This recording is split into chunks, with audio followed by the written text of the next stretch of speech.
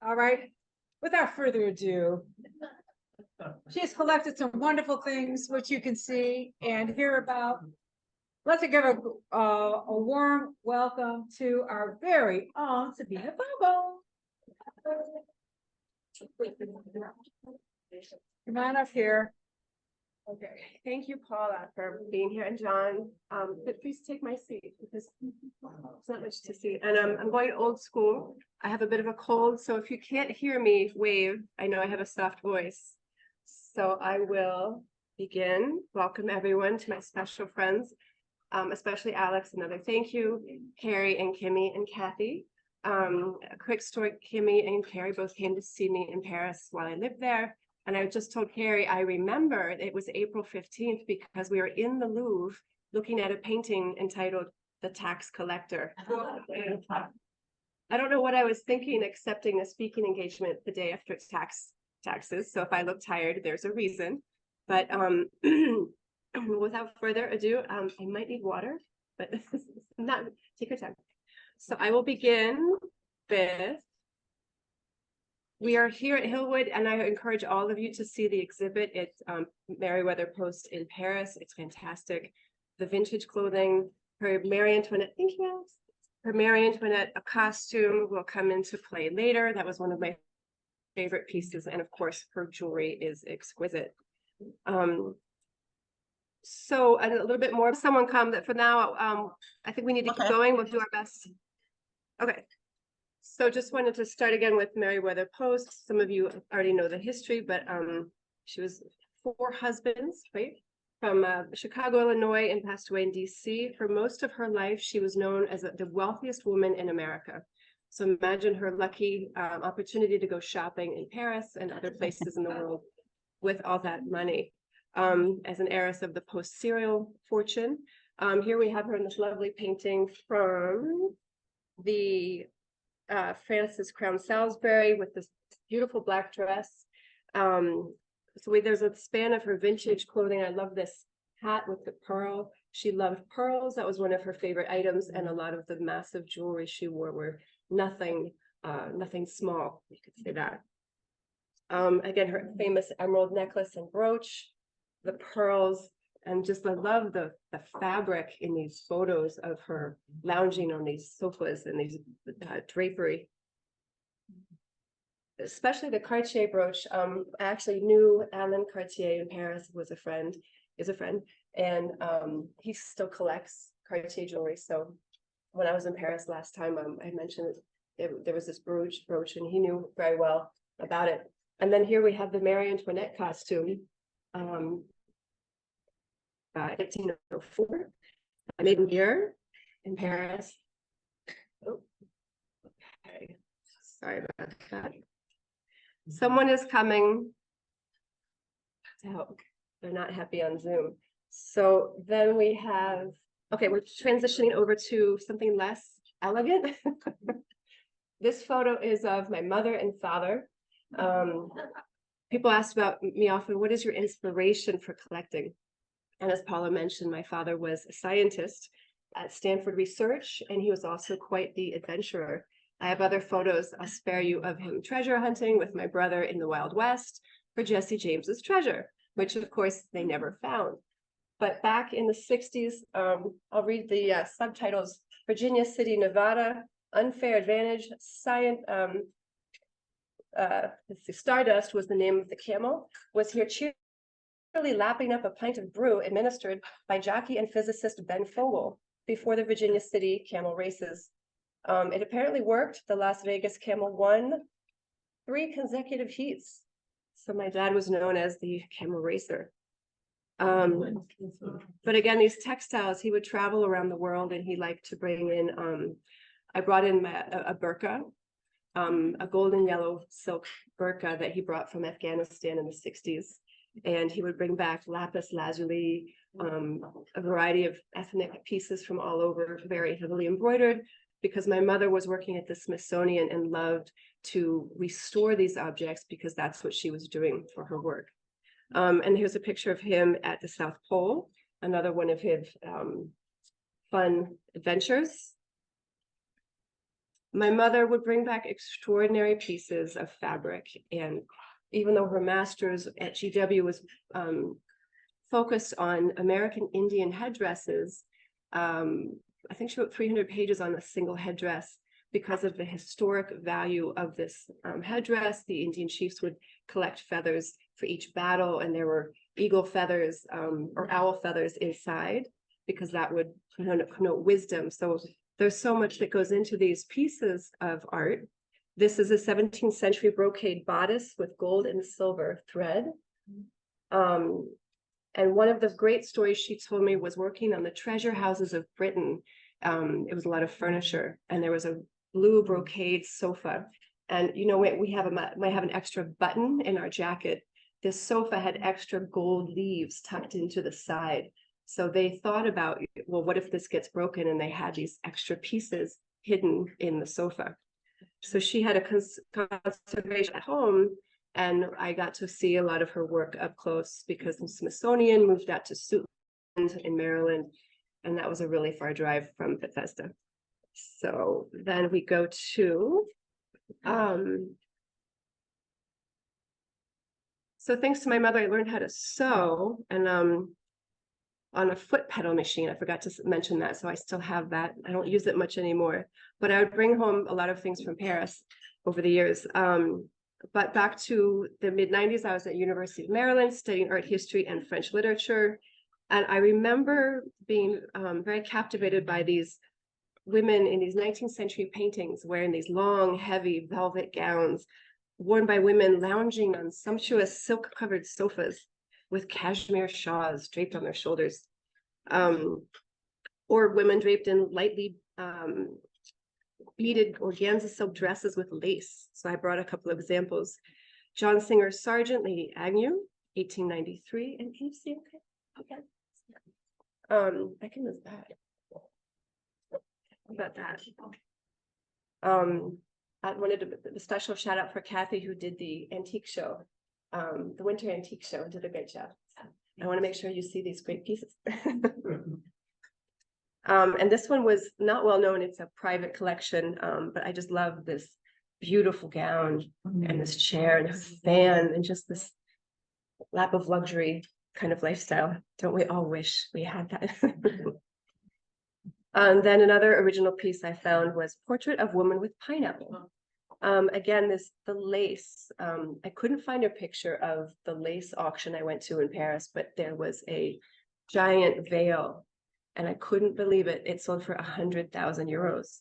So lace, a lot of us have handmade lace from our grandmothers or family members, and it's not as much in fashion here, but it is widely collected in other parts of the world. So then after, during college, I went to Nice for my junior year abroad, and that was great. I didn't love Paris the first time I went. Again, it was April. I don't know why I was going to Paris in April all these times. It was cold, it was rainy. I didn't like the French, but nonetheless, after graduating college, I decided to look for an internship.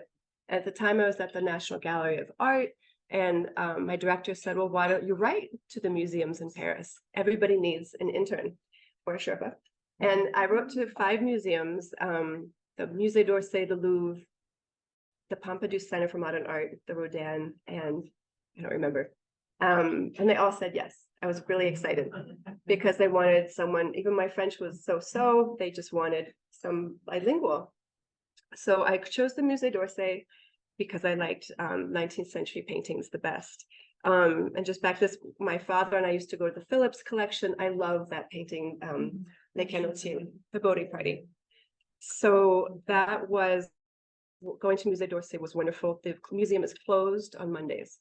So you can imagine, instead of going to lunch, I would take the moment. It was July and August. It was really hot in Paris, so I'd prefer to stay inside anyway. And we would, my other interns and I would go, oops, it's going fast, whoops, go back. And we would walk around the museum with no tourists and barely a security guard and just look at these paintings in the full quiet and private of a Monday morning. And again, I just became really fascinated by the depiction of clothing and drapery because of my mother's work. somehow I just loved these images.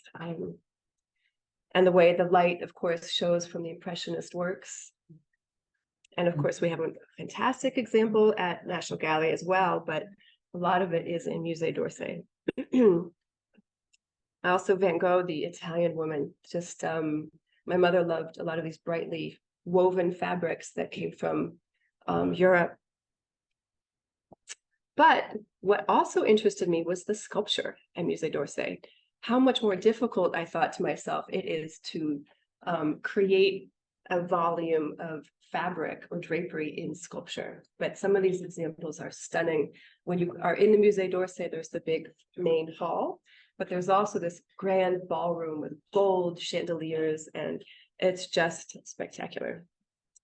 And again, this heavy, heavy weighted fabric. And there again is the hallway. And kind of a funny thing is, why are there no pictures of men? No offense, but the men are always naked in these sculptures. I mean, seriously, women are mostly clothed, but if you look in the background, unless they're an emperor. And then this one, oh my goodness, the polychrome marble from Algeria, gray granite malachite and lapis lazuli. It's just extraordinary.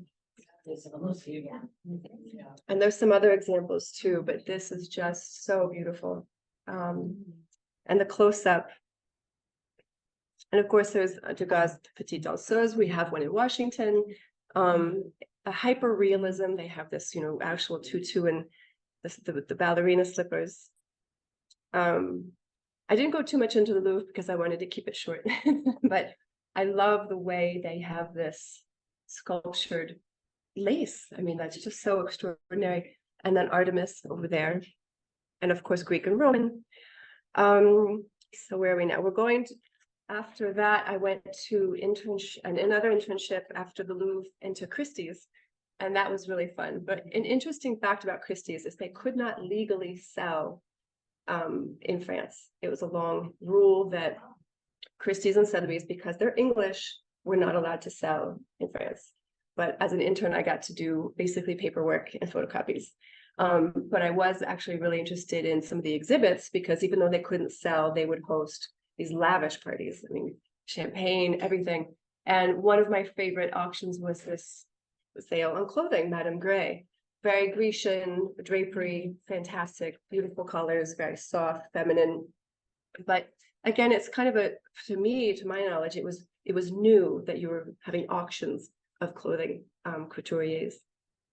Oh, and I was going to mention also there was a James Bond sale, and they actually had the hat that I can't remember the guy, and they had the Ursula Andress bikini, and they had shoes and the watch that cut the woman's dress. You know, that's so much fun. But these are fun auctions. But again, the notion of a fashion auction seemed somewhat relatively new. At that time, then I went back to school and started my master's at Nanterre and finished on that. I'll come back to that in a moment. And this is Drouot, the big auction center, in which little auction houses, Christie's and Sotheby's are one thing, but they have a lot of different companies. And this place is amazing. If you go to Paris, it's in the 9th, you have to see it. And this dress they have on the right, I don't know if you can see, but just really beautiful. Not well known, but a great museum, the Musée Galliera. It's a fashion museum, and it's like the Met.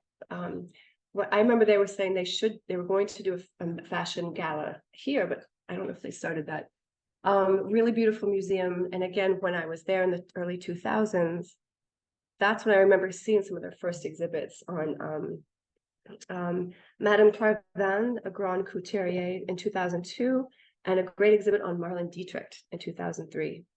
And again, I had never seen an exhibit on just clothing, so that was really interesting to me. This is a more recent exhibit of Chanel, and beautiful dresses that are probably worth, I don't know. I mean, what is the price of a Chanel dress these days? It's interesting because they're now works of art. So also, I loved shopping in the first and second district. Most famous vintage shop I think of is, so there's the Louvre and the Palais Royal. Didier Ludo he did so much for vintage fashion because he knew all these women, and they said, what do I do with this great Pucci dress? And so he opened this little store right in the Palais Royal, and now he has 3 stores, and he sells to Nicole Kidman. I think I have a picture of Reese Witherspoon. So one of his stores is La Petite Robe Noire, the little black dress, and it's just black dresses, the whole store. And they are little because it's Paris. But a very famous story is apparently a group of Americans came into his store one day and said, we want this dress. And he said, well, it's 45,000. And they said, fine. And he didn't want to sell it. He had just got it. It's a vintage, I can't remember. I'll find out. But this is Reese Witherspoon in 2006, receiving her Oscar for Walk the Line, the Johnny Cash movie, which was so good. Gosh, what's going on? Okay, slow down. And then beautiful vintage, and it's so hard to fit these vintage dresses because they are so tiny, and there's no stretching. These are so hand sewn in the zipper, and with that many beads, you cannot alter these dresses very easily, as my mom would say often. Another huge auction, the Balenciaga dress for 56,000 euros, a bunch of pink feathers. How great. Can you imagine showing up in that? I love the green one, Pierre Cardin with Couture 60s. Just that silhouette is so reminiscent of the Nike of Samothrace, that statue in the Louvre when you walk up the stairs from ancient Greece. And then the one on the right, Yves Saint Laurent, black and white. I brought a book. You're welcome to flip through it. Vintage Paris Couture. Love the feathers. Such a great dress. Another favorite place we went to a lot was the market, the flea market up north near the airport. Not the safest place, but tons of fun. And we would go, and I have a friend who couldn't make it today, but I said, don't dress up. Okay, meet me here. Do not dress up. Don't wear your jewelry. And you know, she showed up wearing her Christian Dior bag, lip gloss, the whole thing, and her Burberry coat. And she got mugged. I was like, well, I told you not to. We're going through the metro, and some guy comes up behind her and tries to go to her pocket. And he just wanted to go through the metro turnstile. She starts screaming, and the guy jumps over. The police came. And I was like, don't smile, don't talk. Let me negotiate. But anyway, that would be my tip. Okay. So we're going now to the academic side, as Carrie knows. I think she made me a CD about finishing my dissertation, and I did try. I was very distracted in Paris, but I started at Nanterre working on Daumier. So I went from paintings and sculpture at Musée d'Orsay to the academics, and I started working on Daumier and helped work on an exhibit that they were doing at the Grand Palais. And Daumier is a fantastic artist, very sarcastic. His depictions of the king, Louis Philippe, put him in prison. They weren't very nice cartoons, but it just was not allowed then. So this was the liberated women, blue stockings, and socialist women. And this is in French, toasts are given to the emancipation of women, by furiously emancipated women, because they're a little tipsy. And then the one on the right, they're asking who the author is of the playwright, and she stands up and says, it's me, c'est moi.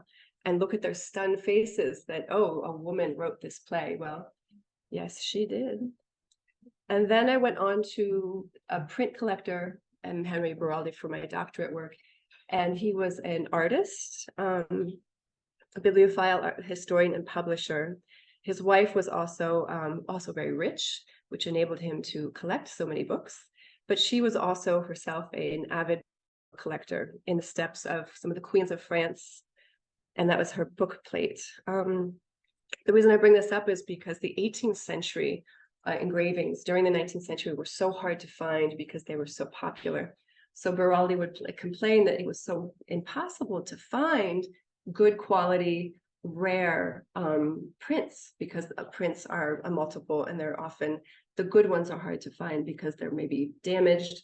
And so the 18th century portraits of Marie Antoinette were a huge part of his collection, as well as the fashion prints of the 18th century, in particular, in the 19th century. And again, I wanted to point out the difficulty with which you have to carve into a copper plate with basically a needle in order to portray a velvet or feather hat. And these are etchings, basically. And don't forget, you're doing this backwards so that when you print it, the image shows up like this. But I love Tissot, and some of these other engravings are just so fantastic. And you just want to touch them. They seem so velvety. Beraldi also commissioned a lot of artists to illustrate his books. I love Jules Cheret for his color. He was one of the big artists in Nice, where his museum is located. And then we have on the right an actual etching by Beraldi himself. And then some of the books published by Beraldi in the early 1900s showed he wasn't into photography. He was against it because he said it's going to kill the art of engraving and watercolor. So he commissioned artists and said, let's portray Paris and the daily life through engravings and etchings and original drawings. But his biggest project, and sadly one that was not fulfilled because of the war in 1914, but he wanted to make a modern example of Le Monument de Costume, which was an epic 18th century book about the morals and the social habits of these grandly dressed women in the 18th century. And everyone loved this book. It was very popular. So Beraldi set out to make his own monument of costume in the early 1900s, illustrated by Pierre Vidal, one of his friends. And again, you can see the difference because obviously the waistline is still very narrow, but we don't have this huge 18th century form.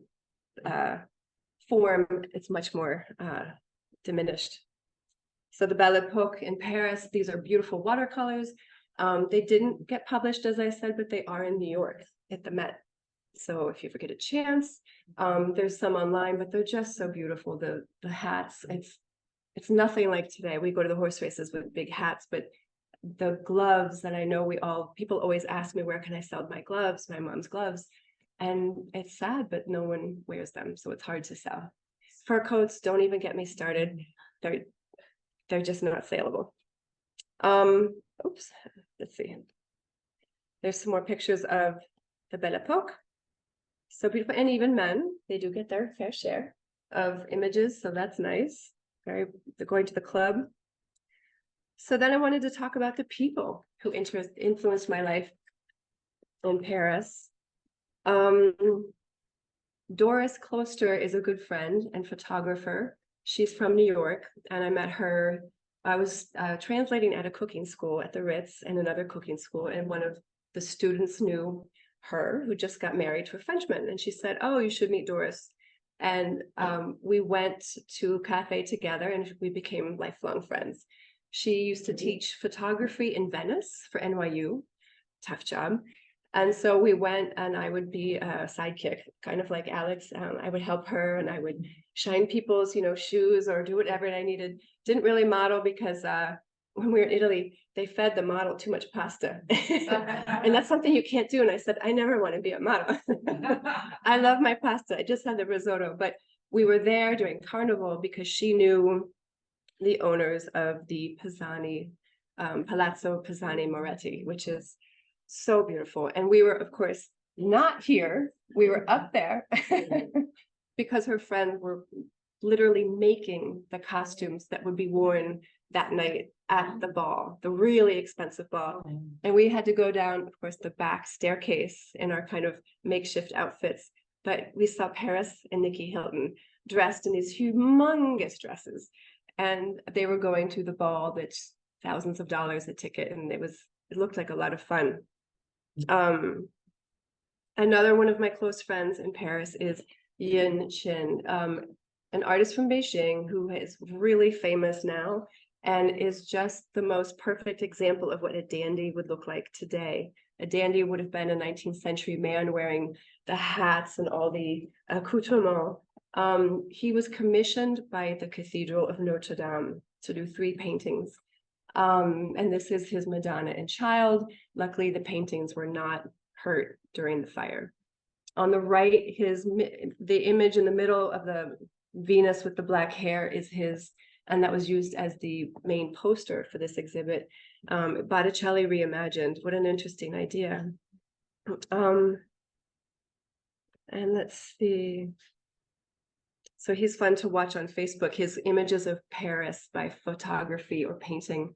And he has great parties too, if you can imagine. And this is Yin in one of his outfits. He does a lot of vintage, so I wanted to include some of the men vintage. The hats he has are always fun. He always has great glasses, and that's us on the right. And the reason I brought that in was when I worked at Sloan's in Kenyon, we represented a male men's clothing store, Georges de Paris. And what Georges de Paris used to sell was these suits by Scabal. Scabal made the suits for Godfather, the movies. They dressed Marlon Brando in these amazing suits that, again, nowadays men wear different types of suits. But that was at a cocktail party. It was fun to meet them. So here's Yin again, and a good example of a nice big hat. So we're not lost. We're still dressing up a little bit at the horse races. I love this photo. It looks like it should be in the Musée d'Orsay, like a painting, Manet reimagined or something. But and this was on the left, a Great Gatsby event at the Inter Alliés Club in Paris. It's a private mansion that the Allies took over during World War II. It's a really beautiful place. And most people know the White Dinner, one of our favorite parties in Paris. Every June to celebrate summer, there's this huge mass of people dressed in white to celebrate picnic. And that was at the Louvre. Every year it's a different location. It's a little big now, so I don't know if they're gonna still get away with it. So back to Yin, and this is a good friend, Mark. He's another local friend. I dressed them. Well, he rented this outfit, but Mark, as a good friend, I knew he was coming, so I'll explain what we did. We bought this at the flea market. It's a theater outfit, and I said, just wear your shirt, and we had some lace, and then we got pants, and then he had to tuck his pants into white socks, and then I had doilies, and I cut out the middle of the doilies. And he's like, I'm not wearing a doily, but he did, and they fell. But we had so much fun. It was an amazing event because you get to Versailles at 7, and you get to walk through the gardens, and they have the music on, the Baroque music, and then the water is on, and they only do this a few times a year because it's so expensive. So you have the water, the music, and sunset, and you can picnic, and you're in your dress. And at 11, they have fireworks over the Grand Canal. And then at midnight, the party starts.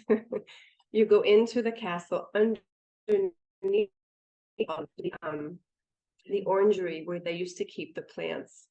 And it's kind of an all-night thing. Most of us didn't make it, but at 4 a.m, people apparently come out of the bushes and they have breakfast, and you watch the sunrise because that's what Marie Antoinette did for her birthday. So that was in honor of that. So which brings me to my next good friend, Robin. He is a software engineer by day and a costume designer whenever. So the first party at Versailles was a birthday. It was a huge party that he took some people to, and he had them made for he and his friend. And it was very hot. And at first I was jealous that she had this beautiful outfit because I was invited last minute. And I thought I was worried what to wear, but he had everything all ready for them. But I had to go to the rental company and there was nothing left. And I said, what do you have? And they said, I have a stable girl outfit. So I was like, okay, what is that? This is not a stable girl outfit. I was like, I'll take it. What are you gonna do in the stable? Okay. But so I had my fan, I had my mask, and I said, if it's black, I'll take it. And then there's the other ladies, my friends. We have Joanna, Swedish, and all these multinationals. And then this poor woman, Robin's friend, was so hot, she almost fainted. She had the wig, she had the mask, she had a corset, she had this humongous dress and the crinoline. And she was like, oh, you're so lucky, stable girl. So after that experience, Robin decided to start sewing. And he bought all these machines and embroidery, and he has had so much fun, and we've had so much fun watching him. this exquisite blue damask silk jacket, you'll see in a minute, and this beautiful blue-green, teal-green dress that you'd wear over. And then these are all the corsets that he's made, and he's honing his skills. So this is Robin with his finished jacket, surrounded by his princesses. He made every single dress by hand, well, with the machine. But look at the shoes. Where did you find blue shoes?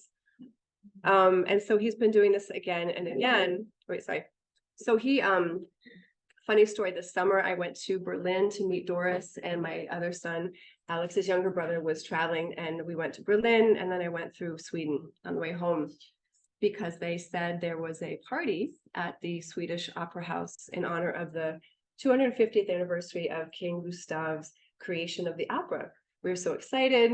Robin said, I have a dress, you have to come, this is so great. So I get to Europe in Berlin, and the day before the ball, he says, I have COVID, I can't come. So what do you do when your dressmaker can't meet you with the dress? So you go through Berlin, all the stores, and I found a makeshift blouse, and then went to Sweden the next morning and had to go buy some big skirt that didn't look right. So I didn't even post this picture because it was so bad, because you actually have to walk. It's a long story, but for this party, you had to RSVP with the name of someone who was alive at the time that the opera was created. So I chose Rose Bertin, Marie Antoinette's fashion designer, because I didn't necessarily need to be a noble. I didn't know the seating arrangements would be made under your aristocratic status. So I was all the way over there and badly dressed. So I don't forgive him. But the funny part was they actually have the king and queen, because someone actually RSVP'd as king and queen, sitting there, and they're surrounded by their nobility. So I was one of the last people to go, and I have to walk up in my humble outfit, bow to me. So that's the kind of events that they still do, because they're trying to keep alive the art of dance.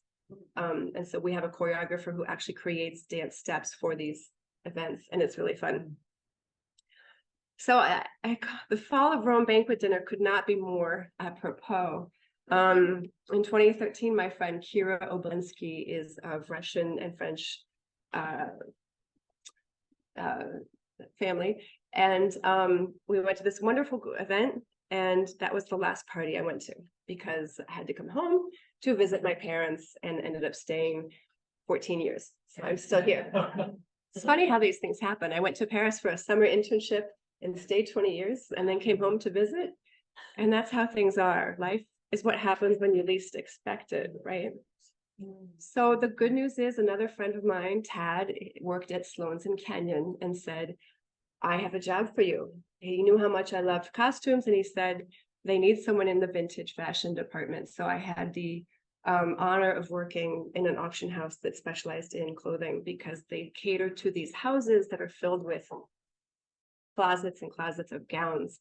So one of the best stories was a client came in and said they had purchased the entire contents of a storage unit without knowing what was inside. You can do that, I guess, but why would you? But they have a store in Frederick with lots of space. And they said, I don't know what these things are, but apparently they belonged to Cher. And so I said, what? So I drove out there right away. And I was like so excited. I was trembling, because Bob Mackie is one of the most incredible designers of the 20th century. I love sequins. I'm not ashamed. I can't help it. I love beads. I mean, you would have died to see these things. And they were so small. There was no hope. But some of them were so much fun. We have this great blue dress that she wore in Moonlighting. Pretty short. And this one on the left is actually not Cher's, but it's an exact replica of a dress that was worn by Melanie Griffith to, I think, the Oscars or Cannes. And it's so beautiful. It wouldn't fit, but it was so close. But it's so long. You have to wonder, how do they not trip? Except for Jennifer Lawrence. I won't go there, but it's so beautiful. And they didn't sell for that much, which was interesting, because we're in Bethesda. So things that are sell in Los Angeles go for a lot, as we'll see next. A few other things that came into the auction house, the type of things that some of Edwardian, wool or Victorian.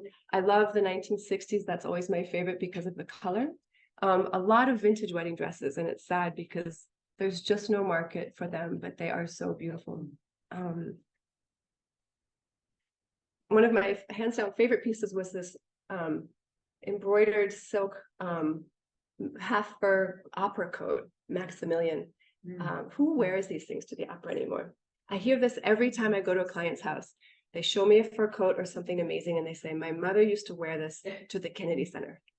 It's always the way it is, or a hat or the gloves. And I wish I could have been alive then. One of our famous clients was Ina, or Ina, but we called her Ina Ginsburg. She was a muse to Andy Warhol. He apparently wanted to come to DC, called her up and said, we need to meet, and sent her flowers the day before the dinner. She was so impressed, she agreed, and she became his kind of attaché in Washington. When she passed away, I had the privilege to work with her daughter and her son to go through her enormous collection of clothing. Her house manager had arranged everything by designer. There were racks of each designer, Courrèges, Dior, and the furs were incredible. There was a leopard coat that you couldn't wear, couldn't buy. But oops. So Ina was very tiny, very petite, very beautiful, had an extraordinary taste. This is a wonderful Christian Dior gown that I tried to help her sell to the Christian Dior Museum because they are looking for pieces. They do buy back some of them. And Dior was famous. He loved flowers because his mother had a house in Normandy with a garden. So he loved the evocation of flowers in his work. And then this kind of caftan, she used to dress up to these film awards parties, and this blue dress by Courrèges. And some of them did go to Christie's. We didn't get everything. One of the interesting things about the Ina Ginsburg collection was I got a call one day from the assistant to Ruth Bader Ginsburg. And I said, oh, well, we'd love, and she said, Justice Ginsburg would like to see some of the clothing. And I said, well, we'd be happy to set up an appointment. And she said, no, she can't come to the auction house. You'd have to bring it here. And I said, well, there's so much. What should I bring? And how do I do this? So I had a body bag, a duffel bag full of clothing, a fur coat, gloves, dresses. And I had to go through after 5 p.m. security at the Supreme Court with a duffel bag of clothing. And it was very funny. She was lovely. It was such an honor to meet her. And she showed me her closet with her collars. And that was it. I wish I had a photo, but I was too shy to ask. And I wore heels, which I shouldn't have because I felt a little tall. But she has her collars on these hangers in this beautiful closet. And it was really a treat.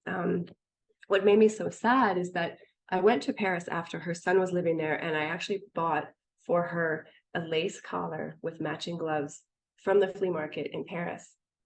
And I was waiting. I wanted to find this great box. I meant to order it, maybe Amazon, like a velvet lined box, because you don't give a gift to someone like her unless it's presentable. And sadly, she passed before. So it was at the estate sale that I had this summer, but a reminder, never wait to give a gift. And then, I don't know how we're doing on time, but Inga's. So where do we buy things here in DC? Secundi is another great store. Local stores are really a way to go. I go to Goodwill, I go everywhere, but Inga's is amazing. She's been there for 30 years. And she's such a lovely woman.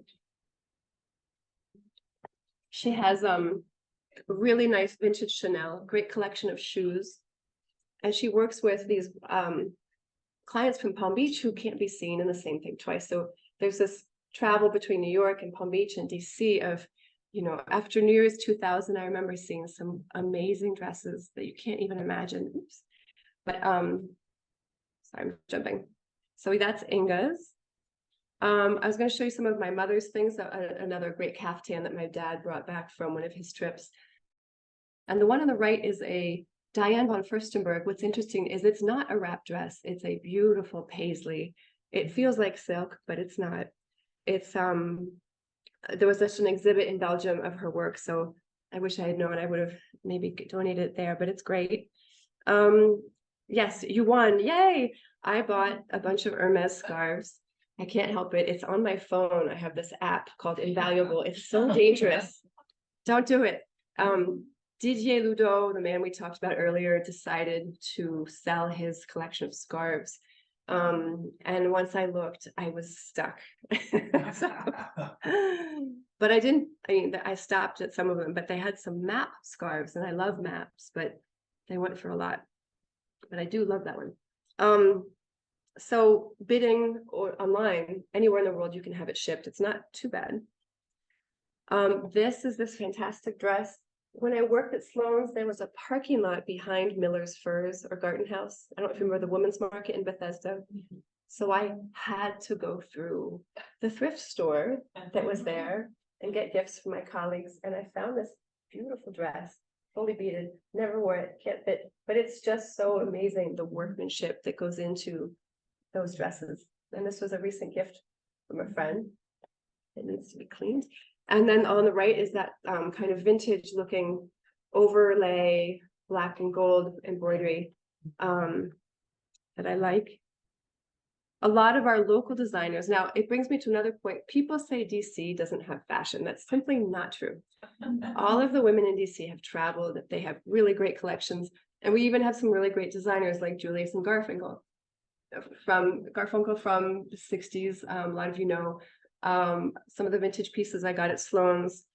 And this one is a classic Emmanuel Ungaro with velvet trim and gold toned buttons or attachments. And then the one on the right is an Oscar de la Renta with these beautiful detail. And so this is a pop quiz. This great navy blue velvet blazer I found in a thrift store, and I couldn't believe it was there because when I opened it up, no one had noticed that it's Yves Saint Laurent. And so I tried it on, and I thought, this doesn't quite fit right. And I said, why is the button on the right? It's a man's. So I won't even tell you how tight the pants were. Another one, Bonwit Teller. This is an opera coat velvet with these beautiful attachments. The one in the middle is a very furry ostrich feather jacket. And again, I don't really wear these that often because our lifestyle has changed. I think since COVID, we can all agree that we dress up a lot less. And a recent acquisition from an estate sale, Asian silk with embroidery. And a friend lent me a Pucci dress that is, as Paula mentioned, it's just so transparent. It's like indecent, and they're so tiny that Pucci dresses, I don't know. It's not my style anymore. This is a great dress from Sloan's in Canyon, one of the auctions. And if it hadn't been 80 degrees, I was thinking about wearing this one. It has zip along the sleeves. It's an exquisite dress. It's shimmery velvet embroidery. It's hard to explain. So a special guest who borrowed one of my dresses, Lynn. It's a great story. Am I allowed to tell it?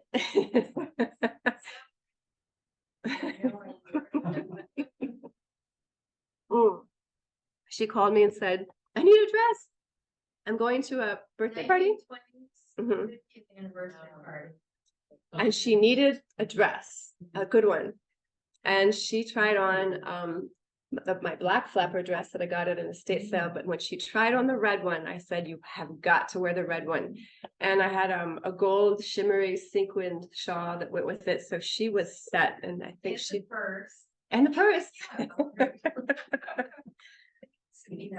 You're welcome. I meant to post the picture, but thank you for coming. Thank you. On the right, we have a gorgeous ball gown that was from an estate sale from Miss America in Georgetown. She had the house that just sold for, I don't know, millions and millions. That estate sale was incredible. So really a great way to go is estate sales if you're looking for something. This is something that I was just getting together for fun. This mannequin didn't make it because we couldn't fix it. Some of them get wobbly. One of the things I lost out on was this beautiful Asian embroidered dragon robe. Dragon robes go for a lot of money because the dragon connotes power, but it was just simply stunning. So now we're almost, okay. Iconic dresses at auction, just to give you an idea of what some of these things actually sell for. Audrey Hepburn, Breakfast at Tiffany. That was 467,000 pounds in 2006. 467,000 pounds. So starting in the early 2000s, we really started seeing these humongous prices. Jackie Kennedy was another sale, but Princess Grace, this one sold for 135,000. It's just like a nice summer green wool dress. Hands down, the most famous, Marilyn Monroe's subway dress, 5,600,000. And guess who bought it? Ripley's, believe it or not. I mean, it's amazing because it's just an interesting where we are. I mean, if you could buy Cleopatra's dress when she met Mark Antony or something, those are the kind of historic pieces. And the Audrey Hepburn My Fair Lady dress for almost over $3 million. And but of course, maybe the most famous, it's hard to tell, Marilyn Monroe's it's actually called the Happy Birthday Mr. President dress. And I love that section in the magazines. Who wore it better? I don't know. I don't know about the hair on Kim at the Met Gala. I think I would have gone for something a little bit. It's hard to say. I don't remember if it was kind of discreet. There was such a controversy because apparently she broke it or damaged it. So I don't know what the total amount paid or the damages was, but what a beautiful dress. And so I saw this on New Year's when you have on Facebook people saying Happy New Year's and things, and I just remember, this is me leaving Paris. I didn't have time to edit. This is me leaving Paris, and like maybe before COVID, this is how we felt. And then after COVID and after Paris, oops, wait, I missed one. There it is. I mean, didn't we all have that moment during COVID where we're just like, where am I going to get back to how I used to be? And my lifestyle now is mostly property management. So I'm no longer prancing around Paris in stilettos. I am at Home Depot in sneakers and jeans and a baseball hat. And my lovely family, Alex and his younger brother, Lucas, and my partner, Doug. And that is the end. La fin. Yes, please.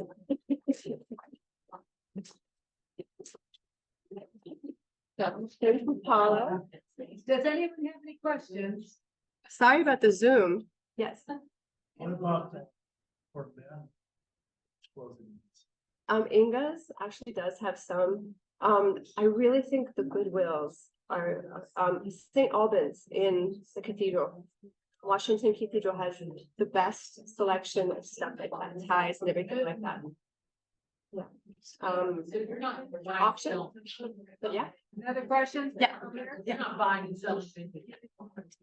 I do some, you know, if you ever have any questions, I work with people who I sell to, and I'm still selling, not collecting as much because I'm running out of space. Yes. The question of sizing. Yes. In vintage years Yeah. tended to be a lot smaller. Yeah. Than people now, and even for people who aren't very big, there's just no chance of us getting into. Are there any eras or areas of the world? Yes. Yes. Size 10 or 12 or, you know. Yeah. India. I should have, my partner came out down one morning and said, do you want to go to a wedding in India? And my jaw dropped because that has always been my dream. Indian weddings in Paris were just so extravagant. But so we went to Delhi and I didn't have a dress. I went all over Virginia, but like you said, it wasn't the right fit. So we went to Delhi and luckily he had to go work. And I found a man who was willing to drive me all over. And we went to a store and they were able to completely restructure a dress that was so beautiful in a day. I mean, they could just, somehow they expanded it, added here and there. I will say, don't wear sequins under the arm because if you're dancing, it hurts. That was one thing I forgot to mention. But short of that, there are specific seamstresses in the area. I'm trying to find also because I buy a lot of fabric, or I used to, and I don't know what to do with it because it's so hard to do zippers now with our, weight fluctuations and lifestyle. Arthritis. Right. Has to be comfortable, right? Yes. With moms. Yes. But one place to donate, I actually think it's good to just take the tax write-off on a lot of things like furs. St. Albans, near the National Cathedral, there's a great thrift store. It's one of the best in the DC area. That's St. Albans. It's incredible. So at the flower market, stop by. Yes, that would be a great field trip. We could do that. Secundi, but it is hard to find. It depends on auction. We did see a lot of different sizes, actually. So yeah. Yes.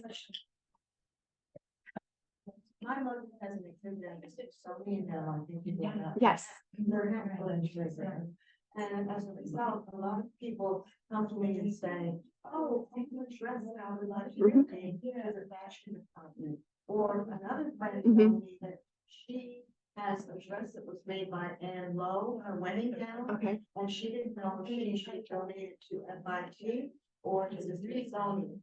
Right. And I was wondering, should I tell them to need to get a price from a person like you to see what the value is before you go to the museum? Yeah. Say, do you want this? Or even Weschler's in Rockville is very good. Sloan's and Kenyon have kind of stopped their fashion just because they had to move locations.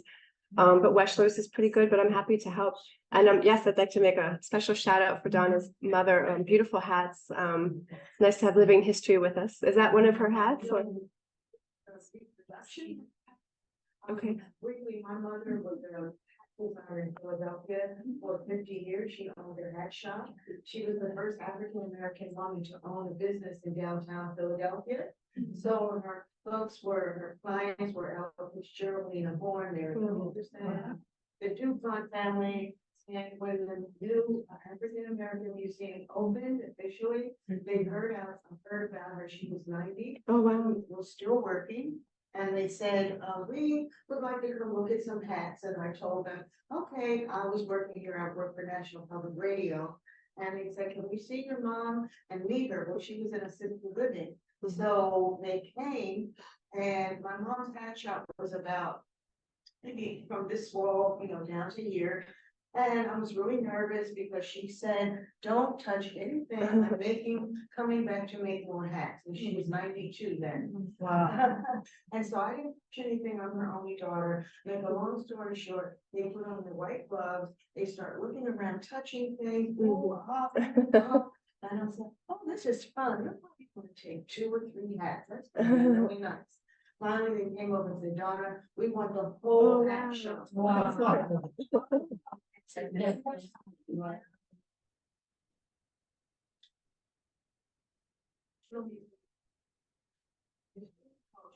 If you go there, you feel like you're stepping back into, the 1915 degree. Oh, my And God. it's Bay Reeves. REEVE. Google, get a glass of wine. We'll be on that. Yes, thank you. Hats are great. And we love hats. We all love hats. Museum on the wall, the one in shade. That's where my mother's. Oh, yeah. That's great. Hi, yes, question. Should be a charity auction that they would have downtown. And all kinds of things would be in there, lots of different. Here, I don't know if you ever heard about it. I don't know. I sounds good. went there one year and you're in a giant ballroom and people are stripping down. And the kids are just stripping and trying all kinds of, oh, that's this. People are running around and.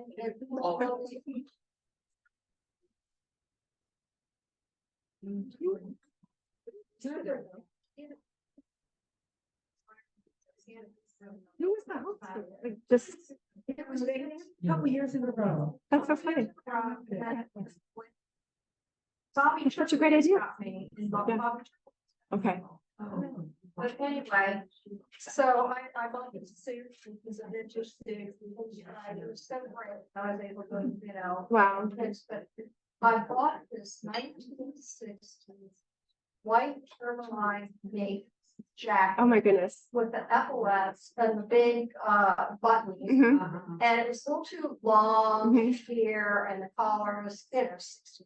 Mhm. I took that to one of the Rosendale or one of those places. Oh, yeah. And they redid that whole, Right. the whole new lining. Wow. It's $60 for it. Wow. And I don't care when it's cold. I Right. care. It's just, you can't I want to get see away. it. We have to have a furry fire pit party That with would the be jazz. great. And we have to get And Paula. a hair party. Yes, and Party. What do you say? yes, yes, a vintage party. Let's do it. I would love to do that, and I want to do an exhibit where people come over and can see these things. I can photograph everything, but I'd love to show everyone and bring stuff. We could do an exhibit. Yes, exactly. We could bring like a share or a swapping party. Yeah, That'd be so much fun. That'd be Yeah, awesome. we should do it. I should have sold so much at auction. I regret it. But anyway, oops. Oh, I'm gonna. Ladies.